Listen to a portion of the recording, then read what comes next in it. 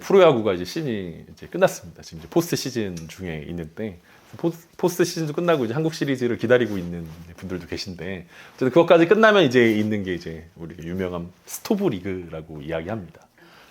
그래서 사람들이 프로야구 팬들이 난로 앞에서 내년 경기들을 예측하면서 선수들을 분석하고 이런 거를 이제 이야기에 스토브 리그라고 붙였는데 그때는 이제 단장의 시간입니다.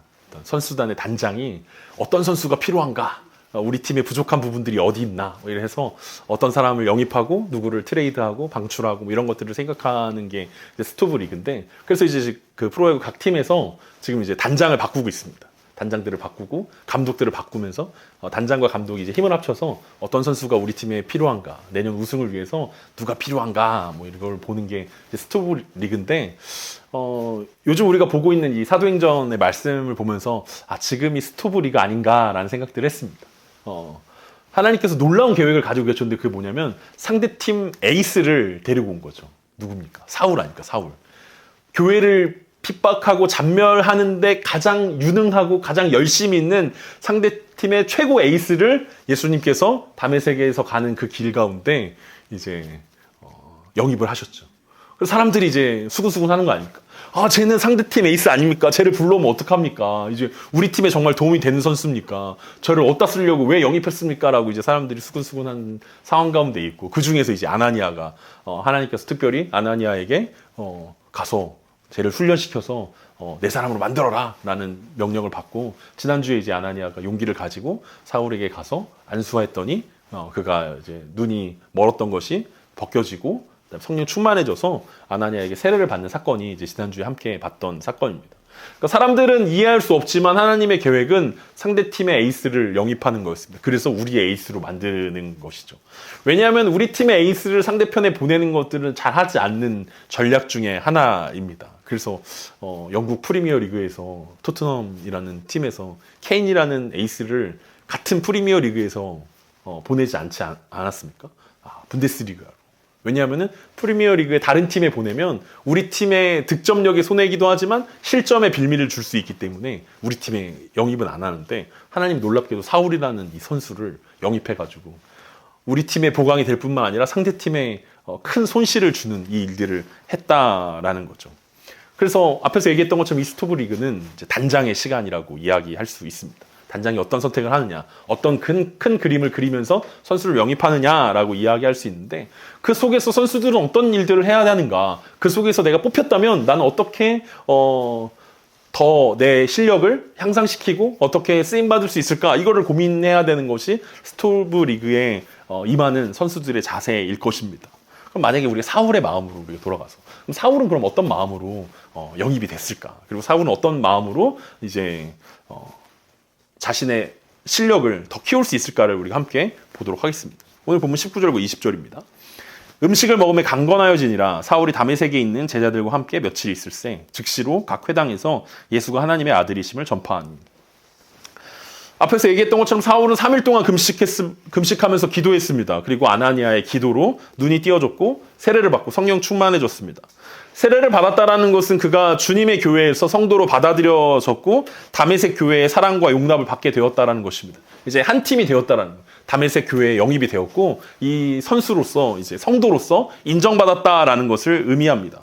그리고 초신자였던 사울은 그곳에 있는 제자들과 함께 며칠 있었다라고 이야기하고 있습니다. 사울이 다메섹에 있는 제자들과 함께 며칠 있을새.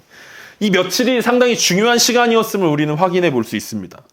지난주에 사울이 가장 먼저 배운 것이 기도였다라고 이야기했는데 그 다음으로 사울은 다메섹에 있는 제자들로부터 꼭 필요한 세 가지 교육을 받았다라고 우리는 이야기할 수 있습니다. 그러니까 이 며칠 동안 다메섹에 있는 제자들과 함께 보내면서 그들이 어떻게 신앙생활하는지, 그들이 어떻게 말씀을 읽고 해석하고 예배를 드리고 어떤 교육을 받고 어떻게 전도를 하고 어떻게 교회 생활을 하는지를 이 며칠 동안의 공동체 생활들을 통해서 사울에게 전수되었다라고 이야기할 수 있을 것입니다.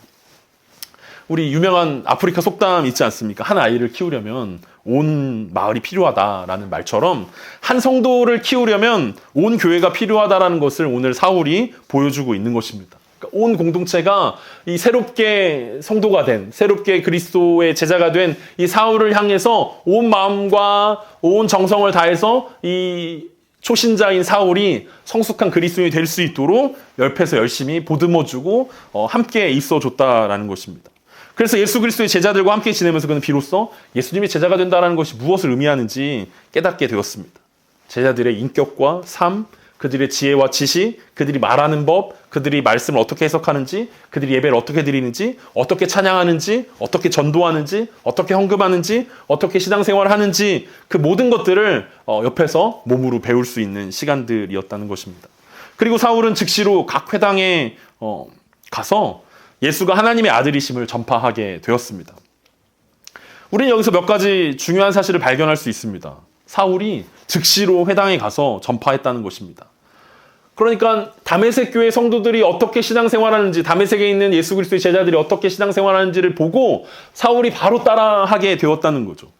우리는 시간이 지나야 전파할 수 있는 자격이 생기는 거 아니냐라고 생각하게 되는데, 사울이 보여준 것은 그리스도인이라면 누구나 예수님을 증거할 수 있다는 사실들을 우리 가운데 보여주고 있습니다.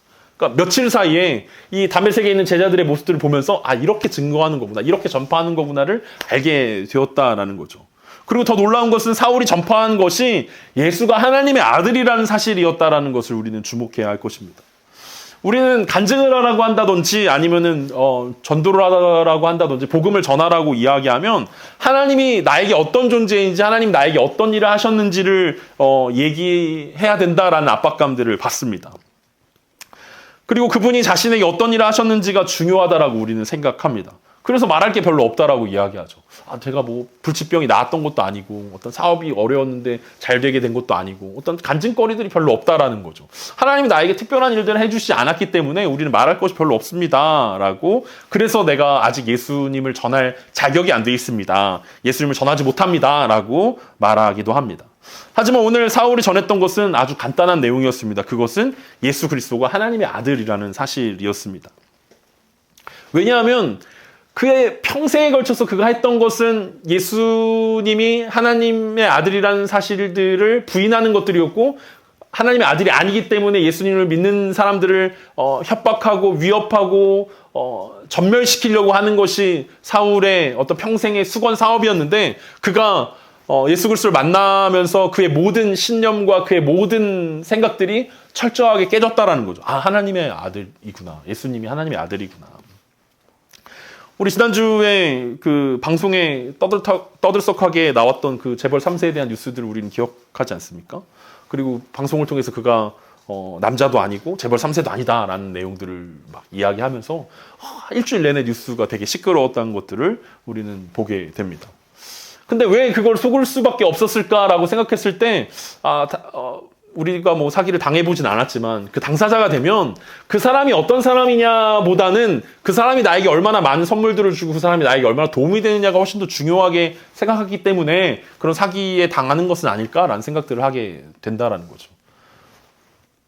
예수 그리스도에 대한 사실들도 비슷하다라는 거예요. 예수님이 어떤 존재냐라는 것이 우리 가운데 중요하기보다는 예수님이 나에게 얼마나 좋은 것들을 주는 분이냐, 예수님이 나를 얼마나 사랑해 주냐, 예수님이 나에게 얼마나 많은 선물을 주냐, 예수님이 나에게 얼마나 많은 것들을 주느냐가 더 중요한 것인지, 사실 예수님이 어떤 분이냐를 관심 갖지 않고 있다라는 거죠. 그런데 오늘 사울이 우리 가운데 보여주는 것은 예수님이 자기에게 어떤 일을 했느냐보다 훨씬 더 중요한 게 예수 그리스도가 하나님의 아들이라는 그 사실이 가장 중요한 것입니다 라는 것을 우리 가운데 보여주고 있다는 거죠. 어디에 사는지, 그리고 무엇을 가지고 있는지, 어떤 선물을 주는지가 중요한 것이 아니라 그가 어떤 사람이냐라는 것이 가장 중요한 일들인데, 우리는 예수님에 대해서도 사람에 대하는 것과 비슷한 마음으로 대할 때가 많이 있다는 거죠. 그런데 사울이 우리 가운데 전해주는 것은 예수님이 자신을 얼마나 사랑하는지보다 그가 만났던 예수님이 하나님의 아들이라는 사실이 더 중요한 이야기라는 것을 우리 가운데 보여주고 있습니다. 우리가 믿고 고백하는 예수님이 어떤 분입니까? 만약 예수님이 하나님의 아들이라고 우리가 고백한다면, 그게 진짜라면, 그게 진심으로 우리의 고백이라면, 우리가 전해야 되는 것은 그 예수님을 통해서 우리의 삶이 얼마나 많이 풍요로워졌는지, 그 예수님을 통해서 우리의 삶 가운데 물질적인 풍요와 부유로움과 뭐 이런 것들이 많아졌는지를 이야기할 게 아니라, 그 예수님이 진짜 하나님의 아들이다, 하나님이시다. 그렇기 때문에 내가 무릎 꿇고 경배하는 것 말고는 내가 할 수 있는 게 아무것도 없다라는 사실들을 깨달았다라는 것, 그것을 전달해야 되는 것이라는 것을 오늘 사울이 우리 가운데 보여주고 있습니다. 만약 예수님이 진짜 하나님의 아들이라면 우리가 예수님께 반응할 수 있는 것은 어떤, 예수님 이거 해주시면 제가 예수님 믿을게요. 아니면 이렇게 해주시면 제가 예수님 진짜 잘 믿을게요. 라는 어떤 협상이나, 아니면 이렇게 안 해주시면 제가 예수님 안 믿을 거예요. 협박이나 뭐 이런 것들이 아니라 우리가 진짜 예수님을 하나님으로 인정하고 예수님께 우리의 삶들을 온전히 내어드리는 것 말고는 우리가 할 수 있는 게 없고, 그리고 그렇다면 우리가 사람들에게 이야기할 수 있는 것들이 예수님이 하나님이십니다 라고 전달하는 것밖에 없다라는 사실들을 우리가 기억해야 할 것입니다. 최소한 사울에게는 그러했습니다. 이어지는 21절과 22절입니다. 듣는 사람이 다 놀라 말하되 이 사람이 예루살렘에서 이 이름을 부르는 사람을 멸하던 자가 아니냐. 여기 온 것도 그들을 결박하여 대제사장들에게 끌어가고자 함이 아니냐 하더라. 사울은 힘을 더 얻어 예수를 그리스도라 증언하며 다메섹에 사는 유대인들을 당혹하게 하니라. 예수가 하나님의 아들이라는 사울의 증언을 듣고 사람들이 놀랐습니다. 사울의 정체를 알고 있었기 때문입니다. 이미 다메섹까지 사울의 소문이 충만했습니다. 우리가 잘 알고 있는 것처럼 그들이 알기로 사울은 예루살렘에서 예수님의 이름을 부르는 사람들을 잔멸시키려고 하는 사람이었습니다. 그리고 대제사장의 허가증을 가지고 다메섹에 왔는데 갑작스럽게 그 사람이 예수님의 이름을 부르고 있다는 사실이 이 다메섹에 있는 유대인들을 너무나 놀라게 하였습니다. 사람들이 수군대어도 사울은 주눅들지 않았습니다. 왜냐하면 그와 함께하고 있는 다메섹 성도들과 그 안에 있는 예수 그리스도 때문에 사람들이, 유대인들이 얼마나 황당했겠습니까? 자신들을 도와주러 온 응원군인 줄 알았는데 오히려 반대편에 붙어서 예수님을 전하고 있는 이 사울의 모습들을 본 이 다메섹에 있는 유대인들은 놀라기 그지 놀랄 수밖에 없었고 당혹하게 할 수밖에 없었습니다. 그러면서 이번에는 사울이 뭐라고 증언하면 예수를 그리스도라고 증언하였습니다. 유대인들이 기다리고 있는 것은 그리스도였습니다. 메시아였습니다. 자신들을 구원해 줄 메시아였는데 예수는 메시아가 아니라고 모든 사람들이 생각했고 모든 유대인들이 그렇게 믿었기 때문에 예수 그리스도를 십자가에 못 박았는데 이 사울이 깨달은 것은 예수가, 우리가 그렇게 구박하고 우리가 박해하고 우리가 핍박했던 그 예수가 메시아가 맞다. 내가 만나본 예수가 메시아가 맞다라는 사실들을 증언하였습니다. 예수가 하나님의 아들이면서 하나님께서 이 땅을 구원하기 위해서, 유대인들을 구원하기 위해서 보내신 그리스도, 구원자라고 증언하기 시작했습니다. 사울이 원래 가지고 있었던 율법 지식에 다메섹 제자들로부터 전수받은 예수님에 대한 말씀이 더해지자 사울은 거칠 것이 없어졌습니다. 이제 에이스가 되는 듯 해졌습니다. 다메섹에 있는 유대인들을 압도하기 시작했습니다. 왜냐하면 이 사울의 지식을 감당할 수 있는 사람이 이 다메섹에 있는 유대인들 가운데는 없었기 때문에 그렇습니다. 이 사울을 감당하려면 그의 스승이었던 가말리엘 정도는 돼야 이 사울에게 있는 율법의 지식들을 회파할 수 있는데 여기 있는 다메섹에 있는 평범한 유대인들은 사울이 알고 있는 것보다 더 율법을 알지도 못했고 그가 가지고 있는 예수 그리스도라는 이 복음도 알지 못했기 때문에 그 사울의 말을 도저히 반박할 수도 없었고 오히려 더 많은 사람들이 이 사울에게 끌려갈 수밖에 없는, 사울에 의해서 그리스도를 믿을 수밖에 없는 상황이 되었다는 거죠. 위대한 변증가로 변신한 사울의 모습들을 우리가 볼 수 있다는 것입니다. 그래서 그들은 당황했고 정신을 차릴 수가 없었습니다. 이때부터 사울은 유대교의 주요 인물에서 제거 대상으로 바뀌게 되었습니다. 그리고 누가의 증언이 이어집니다. 23절부터 25절입니다. 여러 날이 지남에 유대인들이 사울 죽이기를 공모하더니 그 계교가 사울에게 알려지니라. 그들이 그를 죽이려고 밤낮으로 성문까지 지키거늘 그의 제자들이 밤에 사울을 광주리에 담아 성벽에서 달아 내리니라. 유대인들의 마음을 어렵게 하고 여러 날이 지났습니다. 글로 보니까 이 22절과 23절이 며칠 사이에 일어난 것처럼 우리 가운데 느껴지는데 사실 여러 날이라고 이야기하는 시간은 3년이라는 시간이 지난 상황입니다. 그러니까 여러라는 이 단어는 많은이라는 뜻이 될 수도 있고 허다한이라는 뜻이 될 수도 있습니다. 그래서 허다한 날들이 지났다는 그게 한 3년의 시간들입니다. 그래서 사실 여러 날이 얼마만큼의 시간인지 정확하게 우리는 알 수는 없지만 훗날 사울이 갈라디아서에서 그의 자신의 삶들을 고백하는 것을 우리가 함께 살펴보면 갈라디아서 1장 17절과 18절입니다. 또 나보다 먼저 사도된 자들을 만나려고 예루살렘으로 가지 아니하고 아라비아로 갔다가 다시 다메섹으로 돌아갔노라. 그 후 3년 만에 내가 게바를 방문하려고 예루살렘에 올라가서 그와 함께 15일을 머무는 동안. 갈라디아서를 통해서 사울이 고백하고 있는 것은 그가 다메섹에서 예수 그리스도를 만난 다음에 아라비아로 가서 3년이 지난 다음에 다메섹에 돌아왔다가 예루살렘에 왔다라는 것을 우리 가운데 확인해 볼 수 있습니다. 그러니까 바울이라고 이름하는 이 사울이 아라비아 광야에서 3년이라는 시간을 보냈다라고 스스로가 고백하고 있는 것을 우리는 볼 수 있는데, 우리가 이 며칠을 상관으로 우리가 이 말씀들을 해석하면, 야, 사울은 원래 난 사람이구나. 그가 영입되자마자 바로 이 사람이 에이스가 돼서, 야, 유대교를 휩쓸고 그리스도의 제자가 되고 그리스도의 사도가 돼서 엄청 많은 사역들을 일으켰구나라고 생각할 수 있는데, 사실은 이 사울에게는 3년의 무명 시절들이 있었다라는 거죠. 그것도 아라비아 광야의 시간들이었음을 우리는 확인해 볼 수 있습니다. 우리는 정확히 그 3년 동안 어떤 일이 있었는지 알 수 없지만, 그가 사도라는 호칭을 자신 있게 쓰는 것으로 볼 때 아마 이 3년이라는 시간 동안 예수님께서 이 사울과 함께하지 않았을까라는 생각들을 해봅니다. 그러니까 예수님의 12제자들이 사도라는 이름을 붙이지 않습니까? 근데 그들이 3년 동안 예수님과 공생의 시간들을 보냈는데, 아마 다메섹에서 예수님 한번 만난 것으로 자기를 사도라고 이렇게 자신 있게 이야기하는 바울을 보면서 우리가 살짝 그거 하나만으로 사도라고 부를 수 있을까라고 생각하는데, 아마 그 3년이라는 시간 동안 예수님께 직접 가르침을 받지 않았을까라고 추측해 볼 수 있습니다. 그 기간 고린도후서 12장에 보면 그 사울이 뭐라고 고백하냐면, 셋째 하늘로 올라가는 경험을 한 사람을 자기가 안다라고 이야기하면서 자기 이야기를 하거든요.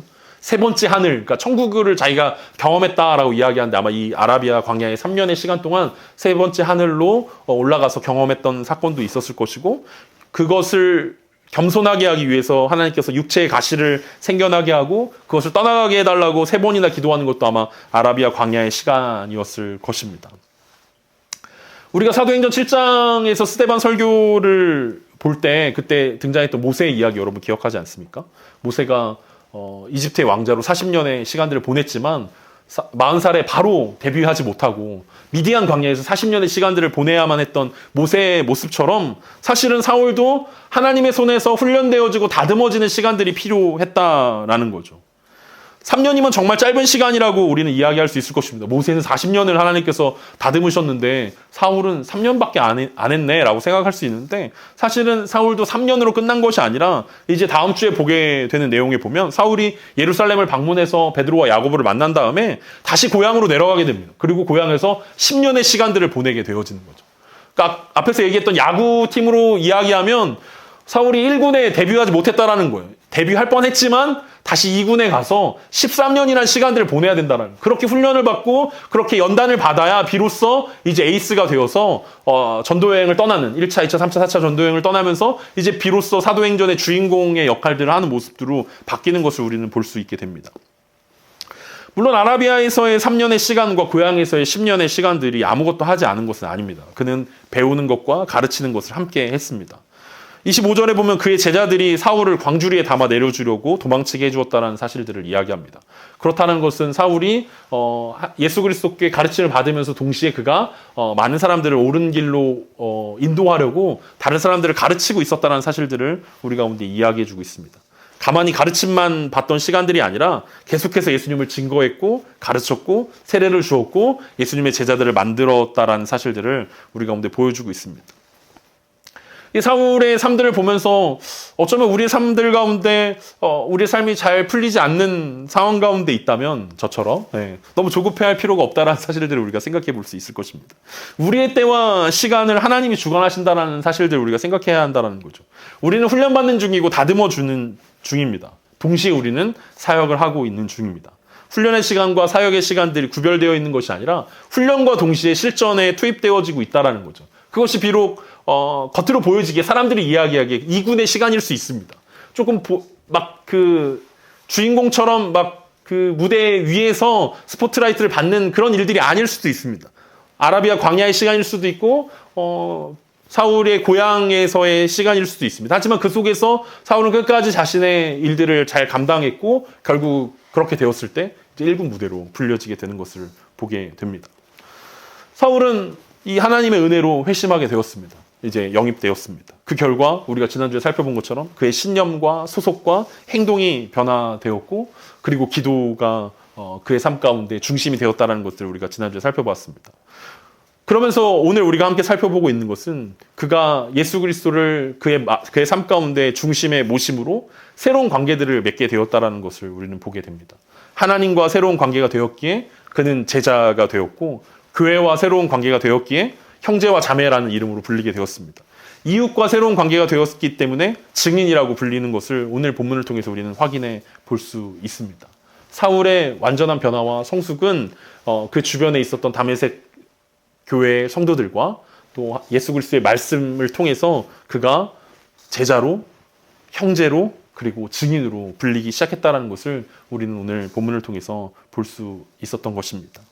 그렇다면 우리의 삶 가운데서도 마찬가지 아니겠습니까? 우리가 사울처럼 일군으로 콜업되기 위해선 우리 가운데 필요한 시간들이 있다는 거죠. 하나님의 훈련의 시간들이 있고, 그 훈련의 시간들은 훈련만 하는 것이 아니라 사역과 함께 되어져야 하는, 빚어져가는 그 시간들이 있다는 것을 우리는 생각해 볼 수 있습니다. 오늘은 사실 종교개혁 기념주일입니다. 아무도 몰랐겠지만 마틴 루터가 506년 전에 비텐베르크 성당에서 95개조의 방방문을 붙였던 그런 날을 기념하는 종교개혁 주일입니다. 근데 중요한 것은 이 종교개혁을 기념하냐 기념하지 않냐가 아니라, 종교개혁은 한 번 개혁된 것으로 끝나는 것이 아니라는 사실을 우리가 기억해야 하는 것입니다. 그래서 종교개혁의 후예들은 이 말을 항상 기억하고 있습니다. 그것은 개혁된 교회는 항상 개혁되어야 한다라는 이 문구입니다. 오늘 사울이 보여줬고 우리 가운데 성경 말씀이 우리 가운데 보여주는 것은 하나의 형식이 아니라 본질들을 지켜나가고 있는 제자들의 모습들을 우리 가운데 보여주고 있습니다. 왜냐하면 신앙생활을 하다 보면 우리는 형식과 본질 사이에서 갈등이 생겨난다는 것들을 보게 됩니다. 중요한 것은 본질인데 자꾸 형식에 얽매이게 되고, 형식을 지키지 않아서 본질이 사라지는 것처럼 우리는 생각됩니다. 그래서 우리가 사도행전을 보면서 우리는 어떤 생각합니까? 야, 사도행전의 초대교회로 돌아가야 돼. 초대교회 성도들이 살았던 그 모습들로 우리가 살면 우리도 성령 충만할 수 있고 하나님의 능력 있는 제자로 살 수 있어. 근데 여러분, 돌아갈 수 있습니까? 돌아갈 수 없다라는 거예요. 그들이 기도했던 것처럼 우리가 기도할 수 있습니까? 그들이 예배드렸던 것처럼 그 예배 순서에 맞게 우리가 예배드리고, 그들이 찬양했던 것처럼 우리가 찬양할 수 있겠습니까? 불가능하다라는 거예요. 그럼 또 어떤 사람들은 야, 종교개혁 시대로 우리가 돌아가야 돼. 종교개혁자들이 했던 그 예배의 순서대로 그들이 불렀던 시편 찬양을 부르고, 그들이 고백했던 어떤 웨스트민스터 신앙 고백들을 하고 막 이러면서 우리가 또 종교개혁의 후예가 되어야 우리 가운데 성령 충만함과 본질을 지킬 수 있어 라고 이야기하지만, 사실은 16세기로 우리는 돌아갈 수 있는 어떤 능력이 우리 가운데는 없습니다. 역사는 계속되어져 가고 있고 시대는 바뀌고 있고, 그 속에서 우리가 지켜야 되는 것은 형식이 아니라 본질이라는 사실들을 우리가 기억해야 한다는 거죠. 그래서 그때의 찬양이나 그때의 예배 형태나 그때의 교회 구조나 그때의 어떤 직분이나 이런 것들이 중요한 게 아니라, 어떻게 우리가 이 말씀 가운데 이 사울이 제자로서, 성도로서, 증인으로서 살았냐를 우리가 생각해 보면서, 우리가 어떻게 하면 이 시대에 제자로서, 증인으로서, 형제 자매로서 살아갈 수 있을 것인가를 고민하고 그 본질들을 지켜가는 것이 종교개혁을 기념하고 있는 오늘 우리 가운데 주어지는 과제라고 생각해 볼 수 있을 것입니다. 그렇다면 우리 21세기를 살아가면서 우리는 우리 시대의 부름과 요청에 맞춰 우리는 어떤 신앙생활을 해야 할지 고민해 봐야 한다는 거죠.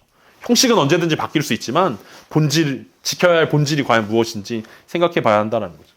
사울을 통해서 한 영혼이 변화되고 하나님의 사람으로 성장하는 데는 이 공동체의 노력이 엄청 중요하다는 사실들을 우리는 살펴볼 수 있었습니다. 그리고 하나님의 훈련의 시간들이 필요하다는 사실들도 생각해 볼 수 있습니다. 그러니까 한 사람이 이 본질을 가지고 그리스도인으로 변화되어지는 과정 가운데 하나님의 훈련의 시간과 그리고 공동체의 노력들이 굉장히 필요하다는 것들을 우리는 볼 수 있었습니다. 그리고 그것에 합당한 형태, 그것이 우리의 예배여야 하고 우리 교회의 모습이어야 된다는 것을 우리는 생각해 봐야 할 것입니다. 그래서 우리가 지금 이렇게 예배드리고 있고 이렇게 신앙생활하고 있는 것입니다. 이것이 본질이냐라고 했을 때 이건 본질이 아닙니다. 또 어떤 모습이 우리의 부르심인지, 어떻게 하는 것이 하나님 나라에 합당한 것인지, 그거 형태에 맞춰서 장소가 바뀔 수도 있고 예배의 형태가 바뀔 수도 있고 우리의 모습들이 바뀔 수 있을 것입니다. 중요한 것은 우리가 본질을 지키려고 노력하는 모습일 것입니다. 그리고 그 본질이 담겨져 있는 것이 바로 하나님의 말씀에 있다는 사실들을 우리는 생각해 봐야 한다는 것입니다. 말씀을 살아내는 힘이 말씀으로 충만해지는 그것이 우리가 종교개혁의 후예들로 살아가기에 부족함이 없는 모습으로 만들어 줄 것이기 때문에 그렇습니다. 사울은 이 다메섹에 있는 제자들로부터 이 하나님의 말씀들을 배웠고 그것이 능력이 되어서 자신 있게 예수 그리스도가 하나님의 아들이고 예수 그리스도가 메시아다라는 사실들을 선포했습니다. 우리가 매일은 아니지만 우리가 매주 모여서 함께 말씀을 공부하고 배워가면서 그것들을 배워갔으면 좋겠습니다. 디모데후서 3장 16절과 17절 우리가 암송하는 구절인데 모든 성경은 하나님의 감동으로 된 것으로 교훈과 책망과 바르게 함과 의로 교육하기에 유익하니 이는 하나님의 사람으로 온전하게 하며 모든 선한 일을 행할 능력을 갖추게 하려 함이라. 사울이 고백했던 것이 바로 디모데후서 3장 16절과 17절입니다. 자신이 어떻게 온전한 사람이 되었냐라는 것들을 보면서 공동체의 노력과 하나님의 말씀 이 두 가지로 자신이 온전한 사람, 성숙한 사람이 될 수 있었다라고 고백하는 것들을 살펴본다면 우리의 삶 가운데도 이 말씀이 능력이 되었으면 좋겠습니다. 우리가 어떻게 온전한 사람이 될 수 있습니까? 우리가 어떻게 형식이 아니라 본질을 추구할 수 있겠습니까? 그것은 하나님의 말씀을 우리가 얼마나 진지하게 볼 것이냐. 하나님의 말씀을 통해서 어떻게 우리의 삶들을, 우리의 문제들을, 이 시대를 해석하고 그것들로 변화를 받아서 어떻게 선한 일을 행할 능력을 갖추게 될 것이냐. 그것들에 우리의 초점이 맞춰져 있다면 우리를 통해서도 하나님의 시간, 이 토기장이의 시간들이 사울을 통해서 이어졌던 것처럼 그 토기장이의 시간이 오늘 여전히 우리 가운데도 이어지고 있음을 하나님께서 우리를 부르셨고 그 부르신 그 부름에 따라 우리를 빚어가고 계시기 때문에 하나님의 때가 되면 언제든지 하나님께서 우리를 사용하실 수 있도록 우리가 계속해서 공동체와 하나님의 훈련과 말씀을 통해서 빚어져 가는 저와 여러분 되길 간절히 소망합니다. 그럴 때 우리 가운데 우리의 시간이 오게 될 것입니다. 단장의 시간이 끝나고 선수의 시간이 오는 것처럼 하나님의 토기장의 시간이 끝났을 때 우리가 정금과 같이 하나님께 나아올 그날들을 기대하면서 기도함으로 우리가 이번 한 주를 또 준비하는 시간으로 또 사역하는 시간으로 또 하나님의 말씀으로 담금질되는 그 시간으로 사용되어지길 간절히 소망합니다.